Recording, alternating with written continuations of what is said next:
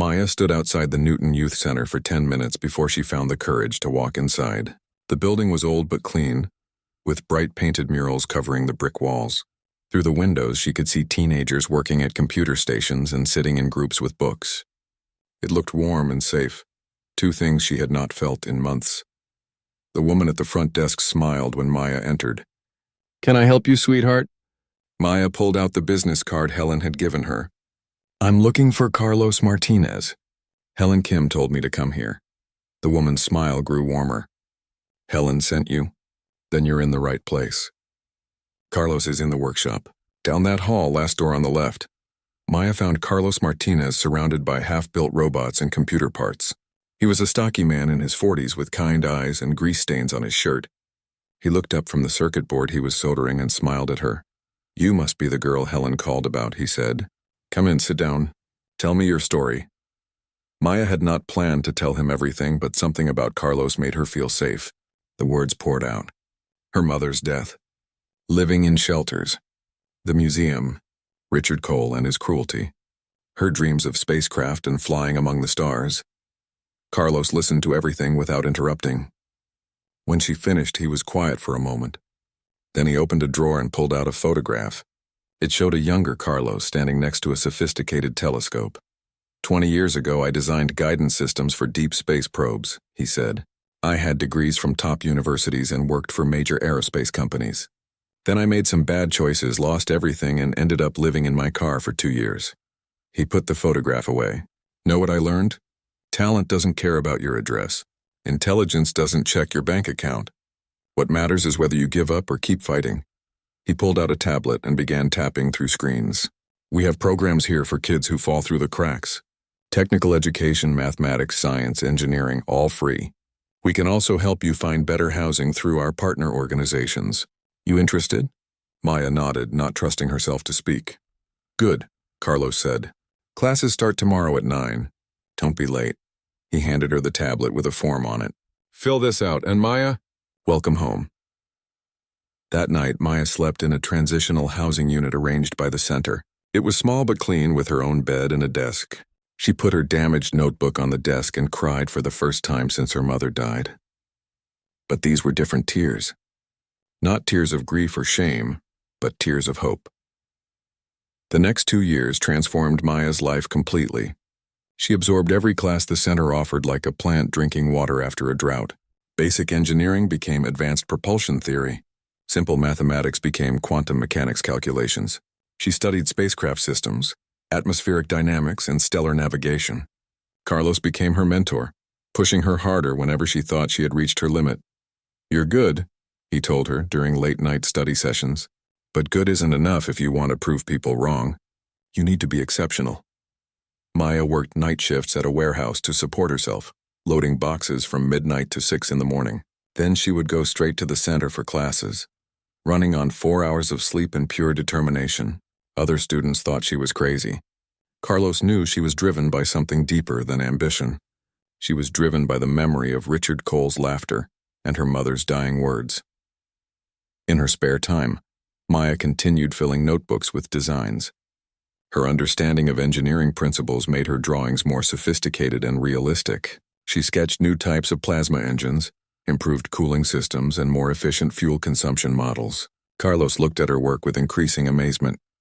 Where do these ideas come from? He asked one evening, studying her latest design for an engine cooling system that used magnetic fields instead of traditional methods. I don't know, Maya admitted. I just see them in my head. Like they're already built and I'm just drawing what I see. When Maya was 17, Carlos entered her cooling system design in a regional science competition. She competed against students from wealthy private schools with expensive equipment and team support. Maya had only her drawings, a homemade model built from scrap parts, and a presentation she practiced 100 times in front of her mirror. The judges were skeptical at first. A teenager from a youth center claiming to have solved a problem that stumped professional engineers. But when Maya explained her design, demonstrating how magnetic field manipulation could cool plasma engines more efficiently than any current system, their skepticism changed to shock. She won first place. The prize included a full scholarship to the United Earth Space Academy, one of the most prestigious training programs in the world. Only the best and brightest students were accepted, and Maya had just earned her ticket in. Carlos hugged her tightly when they announced her name. "Your mother would be so proud," he whispered. Meanwhile, across the city in a glass tower overlooking the lake, Richard Cole sat in his executive office reviewing quarterly reports. Coal Industries was thriving. Military contracts for spacecraft carriers, commercial deals for passenger vessels, and government agreements for deep space exploration equipment kept profits climbing year after year. He was richer than ever, more powerful than ever, and completely unaware that a girl he had mocked on museum steps had just taken her first real step toward the stars. The day before Maya left for the Space Academy, she returned to the Chicago Aerospace Museum. She wore clean clothes now, her own clothes that she had bought with her warehouse wages. She bought a ticket and walked through the front entrance like she belonged there. She stood in front of the spacecraft displays her mother had loved, the same ones she had pressed her face against the windows to see. Now she could walk right up to them, read every plaque, study every detail. An elderly couple stood nearby, and Maya heard the woman say to her husband, "Isn't it wonderful how these old ships led to everything we have today?" Maya smiled. Old ships leading to new dreams. That felt right. She walked back outside and sat on the same steps where Richard Cole had humiliated her. She pulled out a new notebook, fresh and undamaged, and wrote on the first page, "Day 1 of proving everyone wrong." Helen Kim found her there during her break. She sat down next to Maya with a tired smile. "I heard you won the scholarship," Helen said. "I knew you would." "Thank you," Maya said. "For everything. For believing in me when you didn't have to." "We all need someone to believe in us," Helen replied. "Now you go to that academy and show them what a homeless girl from Chicago can do." Maya left for the United Earth Space Academy the next morning. She carried 2 bags of belongings, her mother's original damaged notebook and her new notebook full of blank pages waiting to be filled with dreams. She also carried something invisible but more important: determination forged in shame and hardened by 2 years of relentless work. The shuttle lifted off from Chicago, rising above the city and the museum and the streets where she had once slept in doorways. Maya pressed her hand against the window and watched it all fall away below her. She was flying now, just like her mother said she would. But this was only the beginning. Maya Johnson sat on the cold concrete steps outside the Chicago Aerospace Museum, her worn notebook balanced on her knees. The autumn wind cut through her thin jacket, but she barely noticed. Her pencil moved across the page, sketching the curves of a spacecraft engine she had imagined the night before. She was 15 years old, homeless, and completely lost in her dreams of flying among the stars. The museum had become her favorite place over the past 3 months. She could not afford the ticket to go inside, but she did not need to. The large windows showed enough of the beautiful aircraft and spacecraft on display. Sometimes she pressed her face against the glass after closing time, memorizing every detail of the designs. Then she would return to the shelter or find a safe doorway for the night, always with her notebook tucked safely in her backpack. Her mother had died 3 months ago. Cancer had taken her quickly, and there was no other family. Maya had bounced between temporary shelters ever since. Social Services was looking for a foster home, but she was 15 and black and angry at the world. Nobody wanted an angry teenage girl, so she learned to survive on the streets, eating at soup kitchens, sleeping wherever she could, but never giving up her dreams. The notebook had been her mother's last gift. On her deathbed, her mother had pressed it into Maya's hands and whispered, "You're going to fly someday, baby. Don't let anyone tell you different." Maya had filled nearly half the pages with spacecraft designs, mathematical calculations, and notes about propulsion systems she read about at the public library. The museum doors opened with a loud sound. Maya looked up and saw a group of well-dressed people walking out. Security guards held the doors open as they passed. In the center of the group walked a tall man in an expensive suit. His gray hair was perfectly styled, and he wore a watch that probably cost more than Maya's mother had earned in a year. She recognized him from news screens around the city. Richard Cole, the billionaire who owned Coal Industries, the biggest aerospace company in North America. Maya quickly gathered her things, knowing she should move before security told her to leave. But she was too slow. Richard Cole walked down the steps and nearly tripped over her backpack. He stumbled slightly, catching himself on the railing. His face turned red with anger. "What is this trash doing here?" he snapped at the security guard behind him. Maya grabbed her backpack, but her notebook fell open on the steps. The wind caught several pages displaying her careful drawings of engine designs and spacecraft schematics. Richard Cole looked down at them, and his angry expression changed to something worse. Amusement. He bent down and picked up the notebook, looking at her drawings. His companions gathered around to see. Maya reached for it, but he held it away from her. "Look at this," Richard Cole said loudly to his group. They all leaned in to see. "A street kid thinks she can design starships." He flipped through more pages and his friends laughed at each one. "These are adorable. Did you copy these from a comic book, girl?" Maya felt her face burning with shame and anger. "Give it back," she said quietly. "Please, please." Richard Cole mimicked her voice in a cruel way. "Tell you what, if you're so smart about spacecraft, why don't you fly one of my planes?" "Oh, wait." He looked at his friends with a big smile. "You can't even afford a bus ticket, can you?" His entire group laughed. They laughed at her drawings, at her dreams, at her. One woman in the group, wearing jewelry that sparkled in the sunlight, whispered something to the man next to her. They both looked at Maya and laughed harder. "Sir, please," Maya said again, fighting back tears. She hated how small her voice sounded. "That's mine."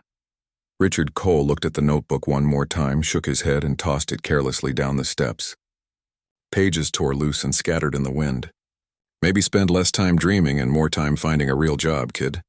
The world doesn't need street rats playing pretend engineer." He walked away toward a sleek black transport vehicle waiting at the curb. His group followed, still chuckling about the homeless girl and her silly drawings. The transport lifted smoothly into the air with a quiet hum and disappeared into the Chicago skyline. Maya scrambled to gather her notebook pages. Some had blown across the plaza. Others had landed in puddles and the ink was running. 3 pages were missing completely. Lost to the wind, she carefully put the damaged notebook back together, her hands shaking. "Move along," a security guard said, not unkindly. "You can't stay here." But another person was walking toward her. An older woman in a janitorial uniform had been watching from the museum entrance. She had seen everything. Her name tag read Helen Kim. "Wait," Helen said to the security guard. She knelt down next to Maya and helped gather the last few pages. "I'm sorry that happened to you, honey. That man is a fool." Maya did not trust her voice to answer. She just nodded. Helen pulled something from her pocket. A business card. "This is a youth education center across town. My daughter volunteers there. They have programs for kids in tough situations, technical training, science classes, all free. They can help you." She pressed the card into Maya's hand along with a $20 bill. "For food," she added softly. Maya looked at the card. Newton Youth Center. An address on the south side. "Do you understand what I'm telling you?" Helen asked. "You have talent. I could see it in those drawings, even from far away. Don't let that cruel man take your dreams. Go to this center. Talk to Carlos Martinez. Tell him Helen sent you." Maya finally found her voice. "Why are you helping me?" Helen smiled sadly. "Because 30 years ago I was a homeless girl too. Someone helped me. Now I help others when I can." She stood up and brushed off her uniform. "Promise me you'll go to that center." "I promise," Maya whispered. Helen nodded and walked back into the museum. The security guard had moved away to deal with other visitors. Maya was alone again on the steps, holding a damaged notebook full of dreams and a business card that might change everything. She looked up at the sky where Richard Cole's transport had disappeared. The shame and humiliation still burned in her chest, but underneath it something else was growing. Determination. He had told her she would never fly. He had mocked her dreams and treated her like she was nothing. Maya made a silent promise to herself right there on those museum steps. One day she would fly. Not just fly, but soar higher than Richard Cole could ever imagine. She would prove that homeless street kids could become more than the world expected. She would make her mother proud. She carefully put the notebook in her backpack, tucked the business card in her pocket, and walked down the steps. She had somewhere to go now. Someone believed in her, and that was enough to start. The museum loomed behind her as she walked away, but she did not look back. Her eyes were on the future. The carrier Horizon floated in high orbit above Earth, a massive vessel housing 3,000 crew members and 50 smaller craft. Lieutenant Maya Johnson stood on the observation deck during her off hours, watching her home planet turn slowly below. She had been stationed on the horizon for 2 years now, running patrol missions and training exercises across the solar system. It was good work, important work, but part of her had expected something more by now. Dreaming about adventure? Kevin Park appeared beside her, 2 coffee bulbs in his hands. He offered her one.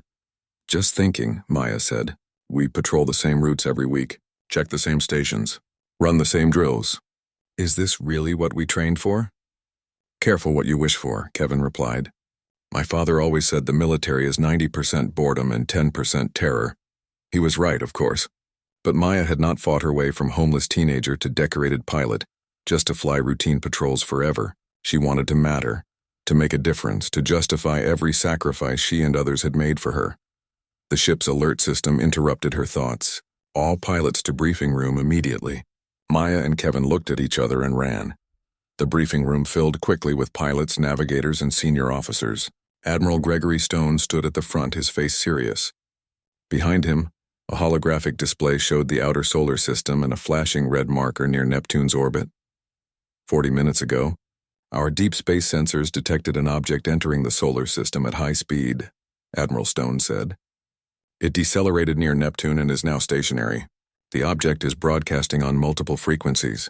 We've identified it as artificial. A spacecraft of unknown origin and design. The room erupted in whispers. Maya's heart raced. Unknown spacecraft.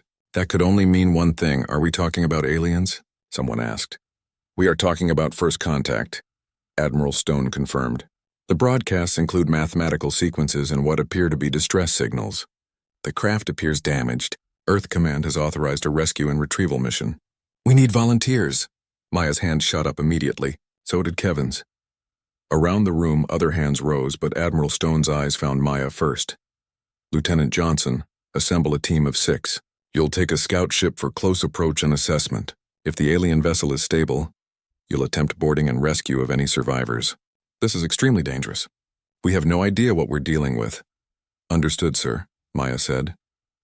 2 hours later, Maya guided the scout ship Falcon away from the horizon. Her team included Kevin on navigation, Lisa, who had insisted on coming as their technical specialist, 2 medical officers named Rachel White and Daniel Cruz, and 2 security specialists, Jake Morrison and Yuki Tanaka. They were all volunteers, all aware they might not come back.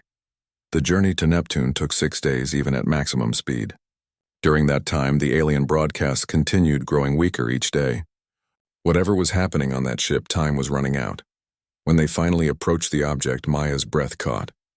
The alien vessel was beautiful and strange, shaped like nothing human engineers had ever designed.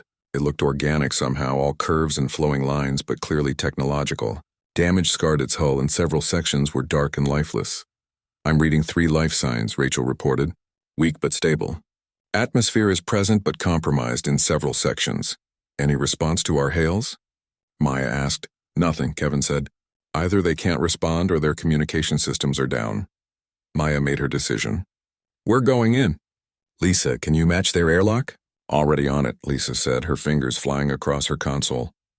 Their technology is incredibly advanced, but the basic principles are the same. I can adapt our systems. The docking process took an hour of careful maneuvering. When the airlocks finally sealed together, Maya led her team across. The interior of the alien vessel was dark and cold. Emergency lighting flickered weakly. The architecture was wrong in ways Maya could not articulate. Angles that should not work somehow did. This way, Rachel said, following her medical scanner. The life signs are concentrated in what might be their medical bay or command center. They found the 3 aliens sealed in protective pods. They were tall and slender, with forearms and skin that shimmered between blue and silver. Their eyes were closed, but Maya could see the rise and fall of breathing. They're in some kind of stasis, Rachel said. These pods are keeping them alive, but the power is failing. We need to move them to our ship, Maya decided. Can we transport the pods? Yes, but it'll take time, Jake said, examining the pod's connections. These things are integrated into the ship systems. Then we work fast, Maya ordered. Daniel, Rachel, prepare the medical bay on the Falcon for alien physiology. We have no idea what they need, so be ready for anything. Jake, Yuki, start disconnecting those pods. Kevin, Lisa, I need you with me. We're going to secure any data we can from their systems. While her team worked, Maya and Lisa explored the alien ship. They found a room that appeared to be the command center, filled with displays showing star charts and navigation data. Lisa's eyes went wide. Maya, this is incredible, she whispered. Their technology is centuries ahead of ours. Look at this propulsion data. They can travel faster than light. Can you download it? Maya asked. I'm trying, but their systems are dying. We'll lose everything if the core fails completely. A deep rumble ran through the ship. Lights flickered and died. Emergency systems screamed warnings. The power core is destabilizing, Kevin reported from his position at a nearby console. We have maybe 20 minutes before catastrophic failure. Maya grabbed her radio. All teams, status report. Medical pods are almost disconnected, Jake responded. 5 more minutes. They did not have 5 minutes. Maya could feel the ship dying around them. Standard protocol was clear. Evacuate immediately and save the lives they could. Let the data and the ship be lost. But that data represented centuries of advancement. Faster than light travel alone would change everything for humanity. And there might be more. Information about the galaxy, other species, threats, opportunities. They could not let it disappear. Lisa, keep downloading, Maya ordered. Kevin, help her. I'm going to try to stabilize the core. That's insane, Kevin said. You don't know anything about their technology. I know about energy systems and plasma cores, Maya replied. That's universal. I'll figure it out. She ran deeper into the ship, following conduits and power signatures to what had to be the engineering section. The core chamber was a nightmare of alien design and failing systems.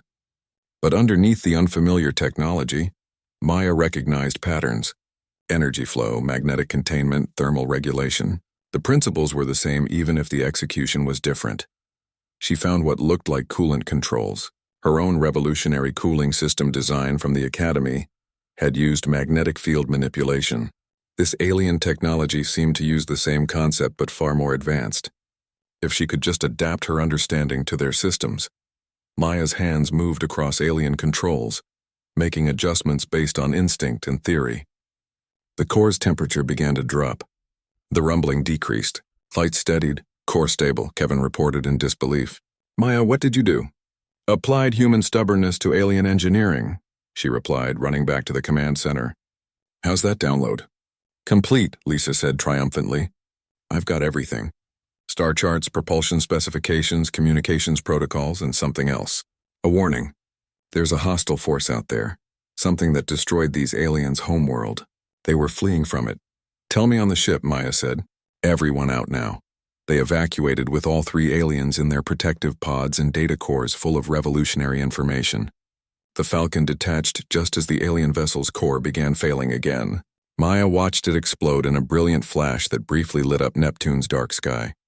The journey back to Earth took 6 days. The aliens remained in stasis while human doctors studied their physiology and tried to communicate. Rachel and Daniel worked around the clock to keep them alive. On the 4th day, one of them woke. The alien's name, translated through mathematical language, was something like Keeper of Memories. Through painstaking communication, they learned the aliens called themselves Kelvari. They were refugees from a war that had consumed their civilization. The enemy was a machine intelligence called the Swarm, relentless and unstoppable, consuming worlds and converting them to more machines. The Kelvari had fled across the galaxy seeking help. Their damaged ship had barely made it to Earth's solar system before failing completely. The data contained everything they could save. Their technology, their history, their warning. When the Falcon finally docked with the Horizon, Maya and her team were exhausted but triumphant. Admiral Stone met them personally. Lieutenant Johnson, you disobeyed direct protocol by staying on that ship, he said sternly. Then his expression softened. You also saved 3 alien lives and secured technology that will change human civilization forever.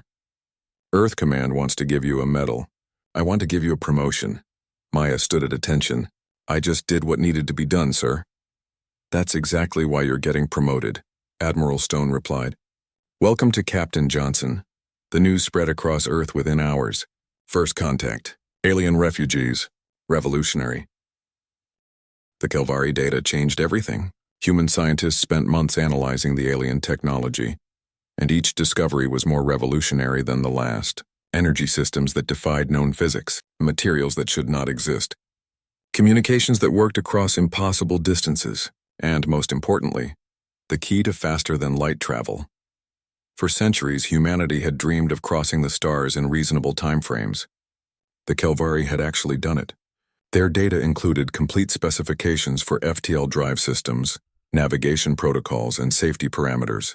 It was a gift that would transform the human species from a single-system civilization to an interstellar one. The Earth government immediately contracted with private industry to build humanity's first FTL prototype vessel. The bidding war was fierce, with every major aerospace company competing for the historic project. In the end, Cole Industries won the contract, backed by Richard Cole's vast wealth and his company's reputation for delivering on impossible promises. Captain Maya Johnson watched the announcement on her quarters screen aboard the Horizon. She was 30 years old now, with 8 years of military service and a chest full of commendations. The alien rescue had made her famous, but she still did her job the same way.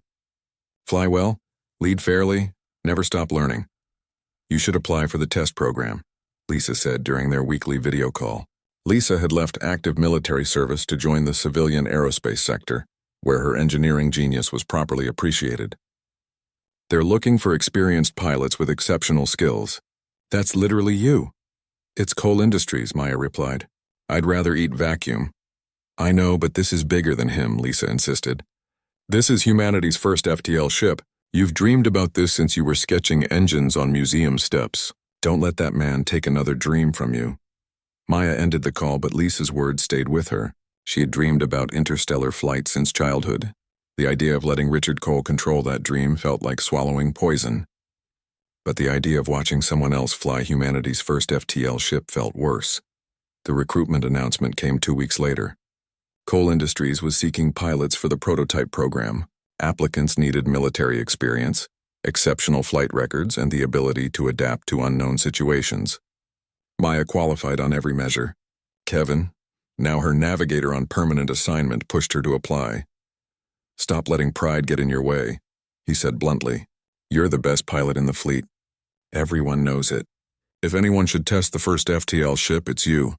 Maya submitted her application. 3 days later, she received notice that Richard Cole wanted to meet with her personally. The Cole Industries Tower in New Chicago was everything Maya expected. Expensive, cold, and designed to make visitors feel small. Security escorted her to the executive level, where Richard Cole's office occupied an entire floor. Floor-to-ceiling windows overlooked the city and the spaceport beyond. Richard Cole stood with his back to the door, watching ships take off and land. He was 70 years old now, his hair completely white, but he still moved with the confidence of someone who owned the world. When he turned around, Maya saw the moment of recognition in his eyes. He remembered her. Captain Johnson, he said smoothly, offering his hand. Your reputation precedes you. The hero of first contact. Maya shook his hand briefly and said nothing. She would not make this easy for him. I've reviewed your file, Richard continued, gesturing for her to sit. Exceptional flight scores. Innovative tactical thinking. Proven ability to handle unknown situations. You're exactly what we need for the FTL program. He paused. I also remember meeting you before, 15 years ago outside the Aerospace Museum. You have a good memory, Maya said flatly. I was cruel to a young girl with dreams, Richard said. I've thought about that encounter many times over the years, especially after learning who you became. I owe you an apology. You owe me nothing, Maya replied. I don't need your apology or your guilt. I need to know about the program. What's the timeline, what's the ship design, and what authority does the test pilot have? Richard's expression showed surprise at her directness, but he adapted quickly. For the next hour, they discussed the project. The prototype vessel was called Pathfinder. It would use Kelvari FTL technology adapted for human systems. The test flight would jump to Alpha Centauri and back, proving the technology worked. Cole Industries was building the ship, but the mission would be under joint military and civilian authority. I want you as lead pilot, Richard said. You'll have full command authority over the mission and final say on any flight decisions. My engineers will handle the ship's construction, but you'll oversee the integration of flight systems. Who's the lead designer? Maya asked. Gerald Hopkins, Richard replied. He's been with Cole Industries for 30 years. Designed most of our current fleet. Maya knew Hopkins by reputation. Conservative, experienced, and completely conventional in his thinking. He designed ships that worked reliably but never pushed boundaries. For a revolutionary FTL vessel, that approach worried her. I'll need design input authority, Maya said. Not just flying what you build, but shaping what gets built. Hopkins won't like that, Richard warned. Hopkins isn't risking his life on the test flight, Maya countered. I am. I need to trust the ship completely, and I can't do that if I'm not involved in its creation. Richard considered this, then nodded. Agreed. You'll have design input authority, though Hopkins maintains final engineering approval. Fair compromise? It was not exactly what Maya wanted, but it was workable. When do I start? Tomorrow, Richard said. Welcome to Coal Industries, Captain Johnson. Maya moved to the Coal Industries facility the next day. Kevin volunteered to join her as mission navigator, taking leave from the military for the program. Lisa was already there as one of the senior engineers, which made the decision easier. Working with Richard Cole would be difficult, but working with her friends made it bearable. The Pathfinder facility was impressive. Massive construction bays, advanced fabrication equipment, and hundreds of engineers working on humanity's most ambitious project. Gerald Hopkins met Maya with obvious skepticism. I've been designing spacecraft for longer than you've been alive, Captain, he said coolly. I don't need a pilot telling me how to do my job. And I've been flying spacecraft in conditions you've only simulated, Maya replied just as coolly. I don't need an engineer who's never faced real danger telling me what's safe. Their relationship did not improve. Hopkins wanted to build the Pathfinder using proven conservative designs with minimal innovation, beyond the FTL drive itself. Maya pushed for crew-focused improvements, enhanced safety systems, and backup protocols that Hopkins considered unnecessary weight. Every kilo matters, Hopkins argued during one heated meeting. These safety redundancies you want will cost us performance. Dead crews cost us more, Maya shot back. I've seen what happens when ships fail in deep space. Your conservative approach might work for cargo haulers, but this is a test vehicle going where no human has gone before. We need flexibility and multiple failure options. Richard Cole usually sided with Hopkins, dismissing Maya's concerns as pilot paranoia. Lisa tried to mediate, but the fundamental disagreement remained. Hopkins wanted to build what he knew would work. Maya wanted to build what could survive the unknown. The conflict came to a head 3 months into development. Lisa discovered a potential flaw in the FTL drive's magnetic containment system. Under certain conditions, it could create cascade failures that would strand the ship in FTL space with no way to return to normal space.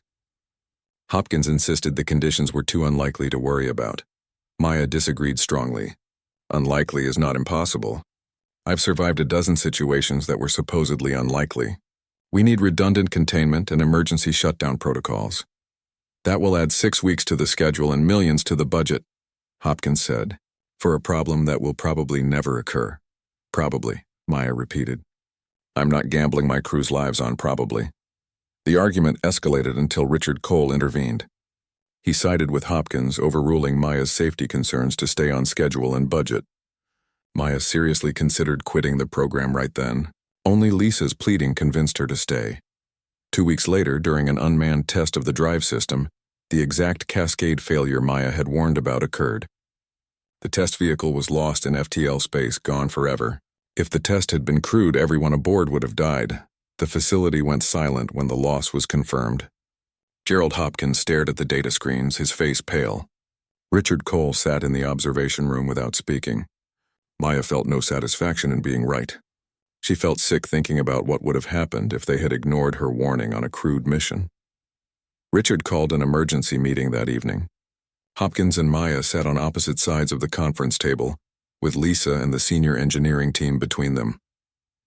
Captain Johnson was right, Richard said without preamble. She identified a critical flaw that we ignored. If we had proceeded with a crewed test, we would have killed our crew. He looked directly at Hopkins. Gerald, you're a brilliant engineer, but this project needs fresh thinking. From now on, Captain Johnson has equal authority on all safety and design decisions. If she raises a concern, we address it seriously. The debriefing took 3 days. Military intelligence, government officials, and scientific advisors listened to every detail of the encounter with the swarm. The evidence was undeniable. The machine intelligence that had destroyed the Kelvari homeworld was active in the Alpha Centauri system, only 4 light-years from Earth. It was not a matter of if they would come to human space. But when Earth's governments declared a state of emergency, defense budgets tripled overnight. Every shipyard began working around the clock to build military vessels. The Kelvari refugees shared everything they knew about fighting the swarm, but their knowledge came with a bitter truth. They had lost. Their entire civilization had been consumed despite centuries of advanced technology. Maya was promoted to commander and given a new assignment. Earth Defense Command wanted her to form and lead a rapid response squadron, the first line of defense against swarm incursions. She would have complete authority over tactics, training, and equipment selection. It was an enormous responsibility for someone who was only 32 years old. "They're giving you this because you're the only person who has actually faced the swarm and survived," Kevin said. He had been promoted to lieutenant commander and assigned as her executive officer. "That makes you Earth's leading expert by default." "I survived by luck and flying through an asteroid field," Maya replied. "That's not a strategy for defending a planet." But she accepted the assignment because someone had to do it and she had ideas. The Kelvari had fought the swarm using massive capital ships and conventional military doctrine. They had lost. Maya had a different approach in mind, one born from her experience as a pilot who had started with nothing and learned to make every advantage. She spent 2 months studying everything the Kelvari had shared about the swarm. The machine drones were individually powerful, with advanced weapons and adaptive learning capabilities. They worked in coordinated swarms that could overwhelm larger vessels through sheer numbers. Traditional military thinking suggested building bigger, stronger ships to counter them. Maya thought that was wrong. "The swarm adapts to patterns," she explained to the Defense Command Council. "Every time the Kelvari used the same tactic twice, the drones countered it more effectively. Their learning algorithms predict based on observed behavior, so we need to be unpredictable. We need small, fast ships that can change tactics constantly. We need to fight like humans, not like machines." "You're proposing we abandon capital ship doctrine entirely?" Admiral Christine Valdez asked skeptically. "I'm proposing we use capital ships as mobile command platforms and repair facilities, but do our actual fighting with squadrons of highly maneuverable fighters," Maya replied. "Fast attack craft that can hit from unexpected angles, adapt on the fly, and retreat before the swarm can respond effectively. Asymmetric warfare. Fighter craft against advanced alien drones." Another admiral scoffed. "That's suicide." "So is flying through an asteroid field with 30 drones chasing me," Maya countered. "I survived because I was small, fast, and impossible to predict. Give me a squadron of pilots trained the same way and I'll show you how to beat the swarm." The debate raged for weeks. Conservative military leadership wanted to stick with proven doctrines. Maya's approach seemed reckless and unorthodox. But the Kelvari had used proven doctrines and lost their entire civilization. Finally, Defense Command approved a compromise. Maya would get to design and test her fighter concept. If it worked, Earth would build more. If it failed, they would return to capital ship construction. Cole Industries won the contract to build Maya's fighters. Richard Cole assigned Gerald Hopkins as lead designer again, but this time Hopkins was cooperative. Nearly losing a crew due to his stubbornness had changed him. He listened to Maya's specifications and worked with her instead of against her. Maya wanted the fighters to be fast, heavily armed for their size, and cheap to manufacture. That last requirement surprised everyone. "Cheap?" Richard Cole asked during a design review meeting. "We're fighting for human survival. Why does cost matter?" "Because we need hundreds of these, not dozens," Maya explained. "The swarm wins through numbers. We need to match that. I'd rather have 200 good fighters than 50 perfect ones. Make them modular so damaged ones can be repaired quickly. Make them simple enough that pilots from any background can learn to fly them. This isn't about building the most expensive weapon. It's about building the most effective one." Lisa joined the project as chief designer, and together with Hopkins they created something revolutionary. The Falcon-class fighter was sleek and deadly, with advanced Kelvari-based weapon systems wrapped in human engineering. It could be manufactured in weeks instead of months, repaired in days instead of weeks, and flown by pilots with as little as 6 months of intensive training. "It's not pretty," Hopkins admitted, looking at the first completed prototype. "But I think it will work." "Pretty ships get medals," Maya replied. "Ugly ships win wars." Training the first squadron was intense. Maya selected 30 pilots from military and civilian backgrounds. choosing for adaptability and creative thinking over traditional qualifications. She pushed them through scenarios that made conventional training look gentle: asteroid field navigation, multiple simultaneous threats, equipment failures mid-combat. She wanted pilots who could think fast and adapt instantly. One trainee, a young woman named Rachel Cruz from the Mars colonies, approached Maya after a particularly brutal simulation. "Commander, why are you training us like this?" Rachel asked. "Every scenario is impossible. Every situation is hopeless. Are you trying to break us?" "I'm trying to save you," Maya replied. "The swarm will put you in impossible situations. When that happens, pilots who trained for perfect conditions will freeze. Pilots who trained in chaos will adapt. I need adapters, not rule followers." Rachel nodded slowly. "You learned this somewhere. How to survive impossible odds." Maya thought about the museum steps, the youth center, the academy, and a dozen close calls in space. "Yeah, I learned it the hard way." The squadron trained for 8 months. They flew simulations based on Kelvari combat records. They practiced the unpredictable maneuvering that had saved Maya in the asteroid field. Most importantly, they learned to trust their instincts and each other. Meanwhile, Earth's deep space sensors were upgraded with Kelvari technology. The network stretched across the solar system, watching for any sign of swarm activity. For nearly a year, there was nothing. Some people started to believe maybe the swarm would not come, that humanity might be safe. Then the sensors detected them. 47 objects emerging from FTL near Saturn's orbit. The signature matched swarm drones perfectly. They were heading toward Earth. Maya's squadron launched immediately. 30 Falcon fighters carrying 30 pilots who had trained for this moment. Kevin coordinated from the command ship orbiting Earth. Lisa monitored the fighter systems remotely, ready to adjust anything that did not work as planned. The flight to Saturn took 8 hours even at maximum speed. Maya used that time to review everything they knew about swarm tactics. The drones would start with standard attack patterns to probe human capabilities. Then they would adapt based on what they learned. Maya's pilots needed to win the first engagement decisively before the swarm could study them effectively. "All fighters, this is Commander Johnson," Maya broadcast as they approached Saturn. "Remember your training. Stay unpredictable. Watch each other's backs. And trust yourselves. You're not fighting machines today. You're proving that human creativity beats artificial intelligence every time. Let's show them why humanity survives." The swarm drones appeared on their sensors, moving through Saturn's ring system with mechanical precision. They were larger than the Falcon fighters but less maneuverable. Their weapons were powerful but took time to aim and fire. Maya saw the advantages immediately. "All fighters scatter formation," she ordered. "Pairs stay together but maintain 20-kilometer spacing. When they commit to a target, that's when we strike." The swarm drones detected the human fighters and moved to engage. They formed a coordinated battle line, textbook formation for their weapons range. Maya smiled. "Predictable." "Execute," she commanded.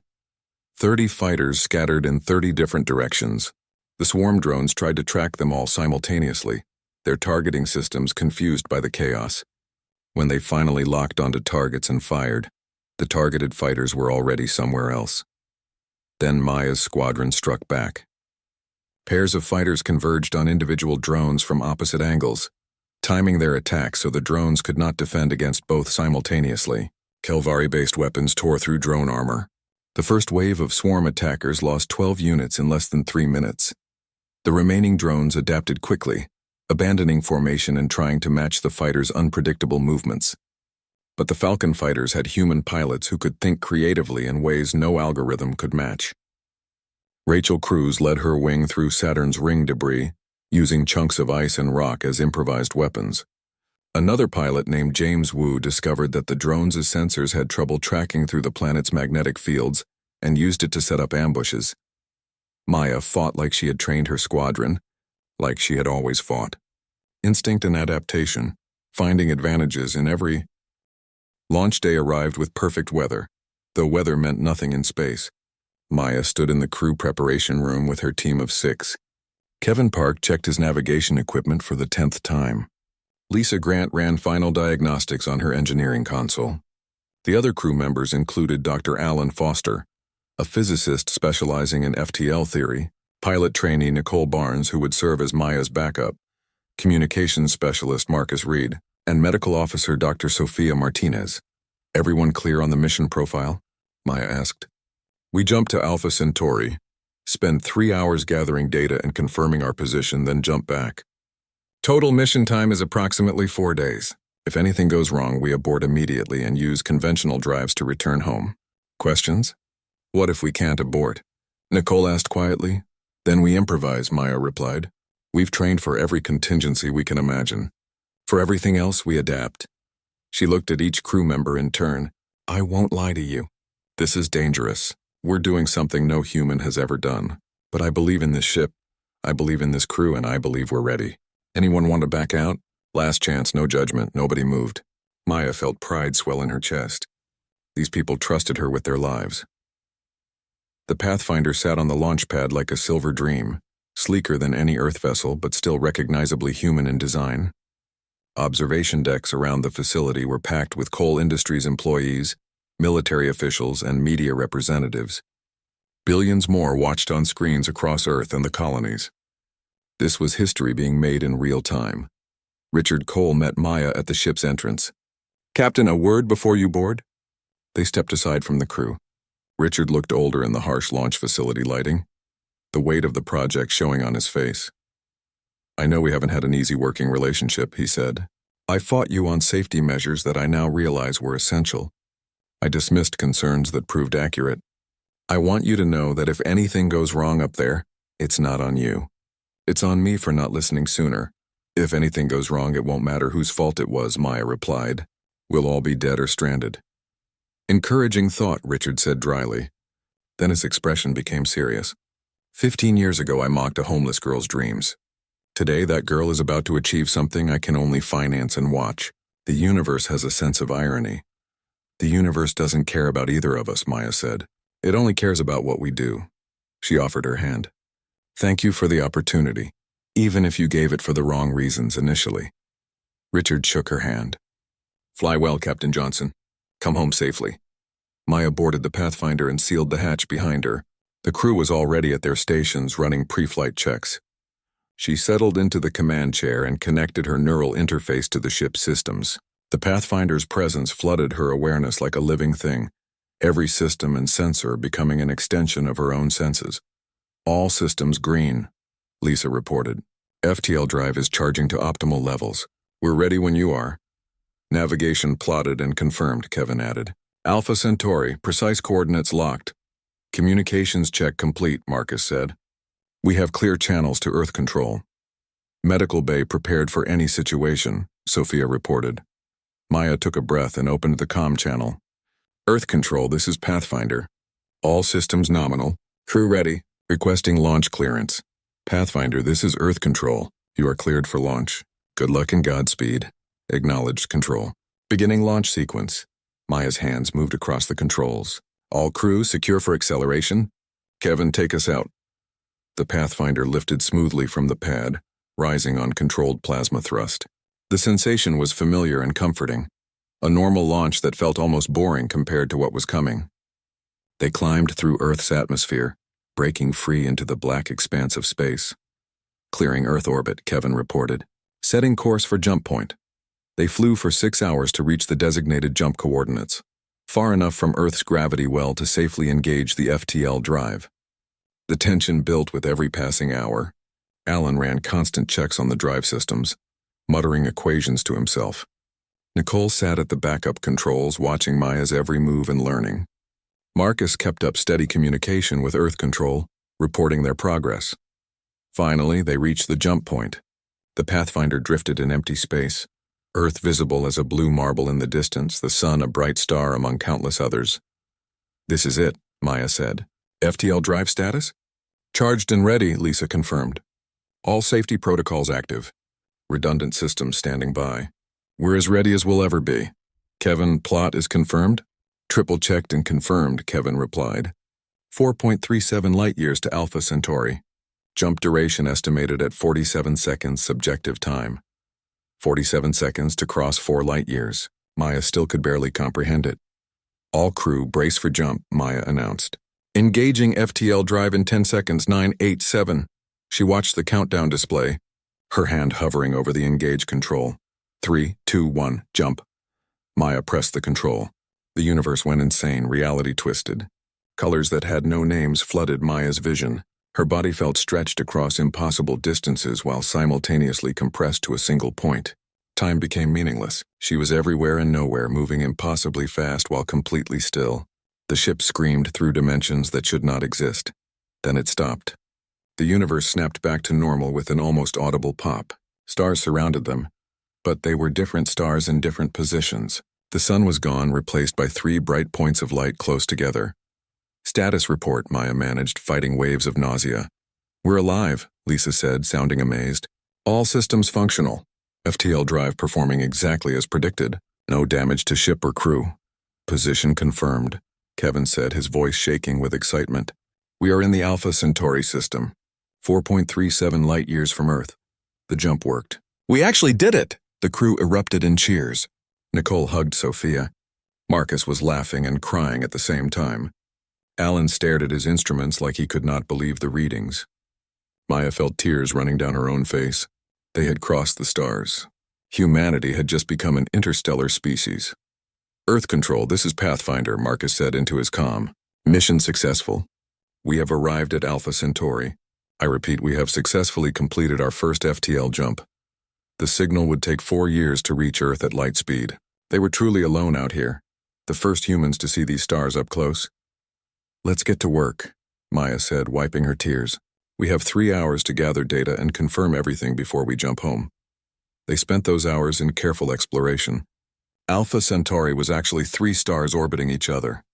The system had several planets, including a rocky world in the habitable zone. Kevin mapped everything while Alan took detailed readings of the space around them. Lisa monitored the ship's systems obsessively. It was Alan who noticed the anomaly first. Captain, I'm detecting artificial structures on the 4th planet. Habitats of some kind? The Kelvari mentioned colonies, Maya recalled. Could this be one of theirs? Possibly, Alan said. But I'm also picking up something else. Debris in high orbit, lots of it. Some pieces show signs of recent damage. Maya felt cold spreading through her chest. Recent? How recent? Days, maybe weeks, Alan replied. Captain, this debris matches Kelvari design, but it's been torn apart by weapons fire. Kevin, scan the system thoroughly, Maya ordered. Lisa, prepare the FTL drive for emergency jump. Something destroyed that Kelvari habitat recently and I don't want to meet it. The scan took 20 minutes that felt like 20 hours. When Kevin looked up from his instruments, his face was pale. Captain, I found them, he said quietly. 32 objects moving through the outer system on intercept course with our position. They match the profile the Kelvari gave us for swarm drones. The swarm, the machine intelligence that had destroyed the Kelvari civilization. And it was here, in the Alpha Centauri system, heading straight for them. How long until they reach us? Maya asked. 18 minutes, Kevin replied. Can we jump now? The FTL drive needs another 40 minutes to recharge, Lisa said desperately. We weren't supposed to jump again this soon. The protocols require a full power cycle. They could not fight. The Pathfinder was a test vehicle with no weapons. They could not run using conventional engines. The drones would catch them easily. And they could not jump for 40 minutes. Options, Maya said sharply. The asteroid belt, Kevin said suddenly. Dense field of rocks between us and them. If we can hide there, maybe we can buy time. Asteroids won't stop military drones, Nicole objected. No, but they'll slow them down, Maya replied, already calculating. And we don't need to stop them. We just need 40 minutes. Lisa, can you speed up the drive charging? Not without risking catastrophic failure, Lisa said. Can you do it safely in 35 minutes? Lisa hesitated. Maybe. If I push the power couplings to their absolute maximum rated tolerance. But Maya, if anything goes wrong, we'll be stranded here. If we don't try, we'll be dead here, Maya replied. Do it. Kevin, plot us a course into the deepest part of that asteroid field. Nicole, take secondary controls.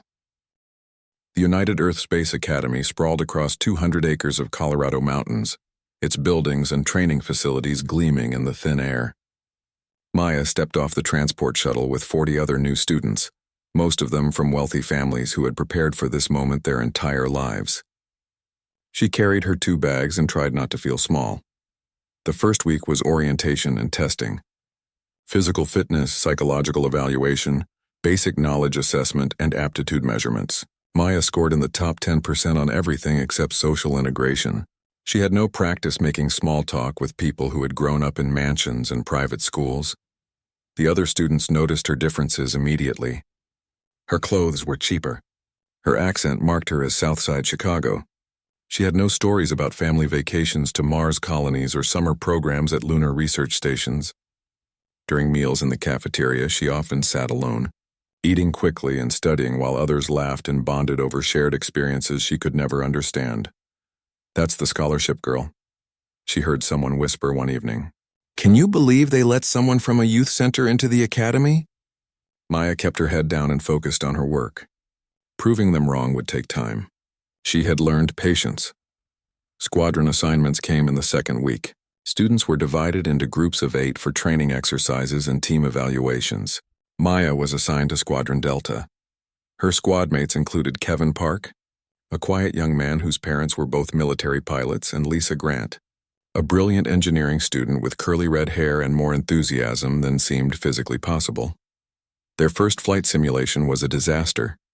The squadron commander, a stern woman named Patricia Hayes, put them in a scenario involving a rescue mission during a meteor storm. Maya's team crashed their virtual ship 3 times. Commander Hayes made them run the simulation 10 more times that evening, until they could complete it without dying. "You fly like individuals," Commander Hayes told them afterward. "In space, individuals die. Teams survive. Figure that out or find another career." Maya and Kevin stayed late practicing in the simulators. He was an excellent navigator with an instinct for finding the safest routes through dangerous space. She had reflexes that bordered on precognitive, seeing problems before they fully developed. They began to work together naturally, his calculations feeding her instincts, her flying trusting his guidance. Lisa found them at midnight still running simulations. "You two are insane," she said. But she pulled up a chair and started analyzing their flight data. "Maya, your reaction time is incredible, but you're fighting the ship's systems. You need to work with them, not against them." She spent an hour teaching Maya how to integrate her instincts with the ship's computer assistants. The next day, Squadron Delta completed the rescue simulation perfectly. Commander Hayes nodded approval but said nothing. High praise from her. The prejudice followed Maya through her first year like a shadow. Students from wealthy families dominated the social hierarchy.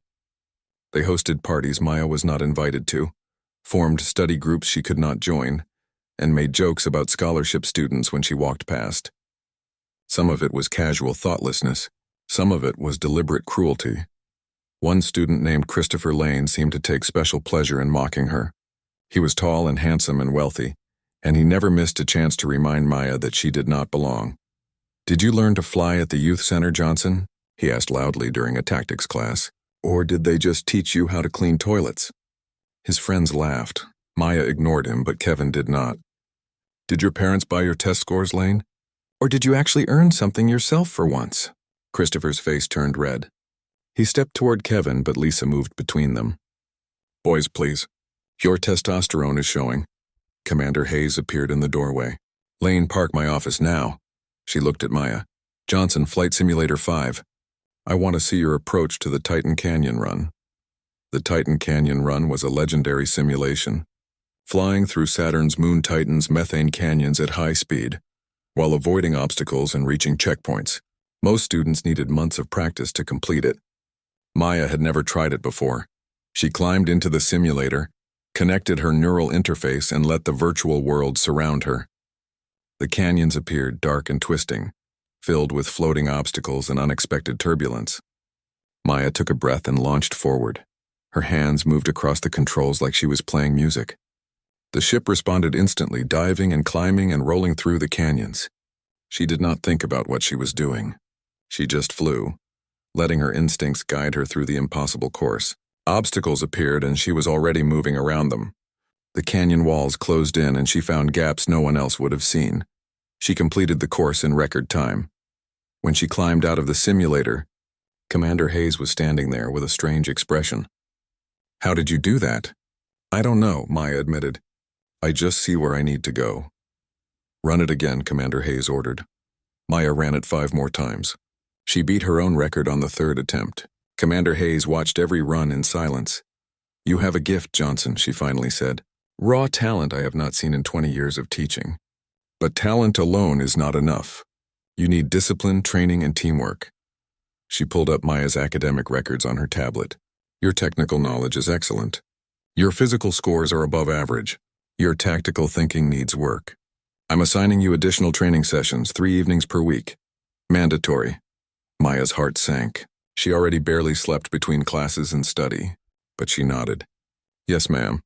In her 3rd year at the academy, Maya proposed a revolutionary flight algorithm during an advanced navigation course. The standard approach to long-range space travel was to calculate the most direct route and follow it precisely. Maya's algorithm instead used dynamic course correction, constantly adjusting the route based on real-time data about gravity fields, solar winds, and energy efficiency.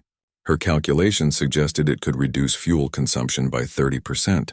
The professor dismissed her idea as too complex and impractical. Interesting theory, Johnson, but impossible to implement in real conditions. The computational requirements would overwhelm standard chip systems. Maya disagreed but did not argue. Instead, she spent the next 3 months working with Lisa to build a working simulation. Lisa was now the top engineering student in their year, and she shared Maya's passion for pushing boundaries. They used the academy's advanced computers after hours, writing code and testing variables until the simulation worked. When they presented their results to the professor, he was speechless.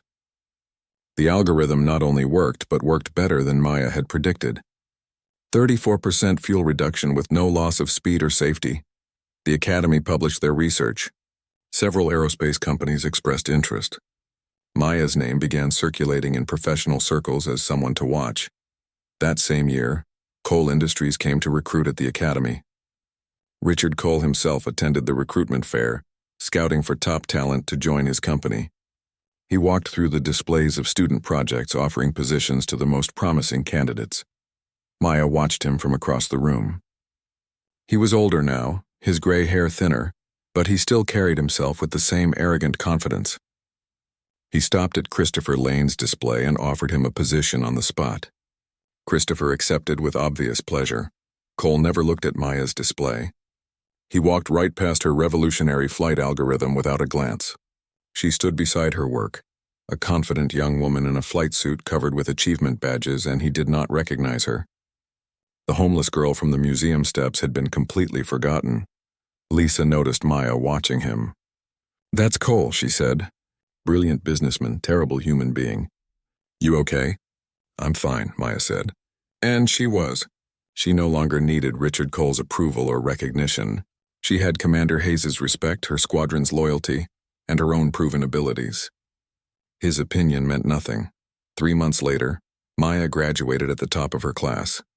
She was 21 years old, and the Earth Defense Fleet had already offered her a position as a junior pilot. Commander Hayes shook her hand at the graduation ceremony. "You were the best student I ever taught," Hayes said quietly. "I expect great things from you, Lieutenant Johnson." Maya accepted her officer's commission and prepared for her first assignment aboard the carrier Horizon. She packed her bags, including both her notebooks, and took one last look at the academy where she had transformed from a scholarship student into a decorated pilot. Kevin and Lisa were coming with her. Kevin had his navigator commission, and Lisa was assigned to the Horizon's engineering department. Squadron Delta was staying together. As their transport lifted off from Colorado, Maya looked down at the mountains and the academy buildings growing small below them. Another chapter closing, another beginning. She was flying toward the stars just like she always dreamed, and somewhere in the universe challenges waited that would test everything she had learned.